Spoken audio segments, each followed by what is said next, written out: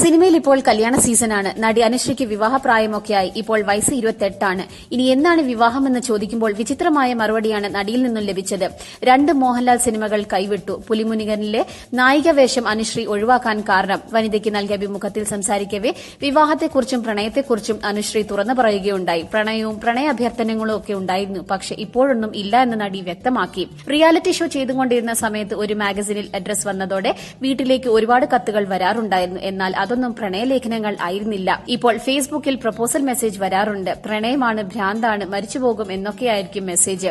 ഇതേ മെസ്സേജ് തന്നെ ഇവർ മറ്റു നടിമാർക്കും അയക്കുന്നുണ്ടാവും. പണ്ട് എനിക്ക് ഒരു ചെറിയ പ്രണയമുണ്ടായിരുന്നു. ഇപ്പോൾ സീരിയസ് ആയി ഒന്നുമില്ല. വിവാഹവും പ്രണയവും തമാശയ്ക്ക് കാണേണ്ടതല്ലോ. തോന്നുമ്പോൾ ഉപേക്ഷിച്ചു പോകാനാണെങ്കിൽ പിന്നെ എന്തിനാണ് പ്രണയവും വിവാഹവും? ഇപ്പോഴുള്ള ഓരോ വാർത്തകൾ കാണുമ്പോൾ വിവാഹം കഴിക്കാതിരുന്നാലോ എന്ന് പോലും ആലോചിച്ചിട്ടുണ്ട്. നടിമാരുടെ വിവാഹ വാർത്തകൾ കാണുമ്പോൾ ആളുകൾ പറയും ഉടനെ ഡൈവേഴ്സ് വാർത്തകൾ കേൾക്കാമെന്ന്. വിവാഹം കഴിച്ചില്ലെങ്കിൽ കഴിച്ചില്ല എന്നേ ഉള്ളൂ.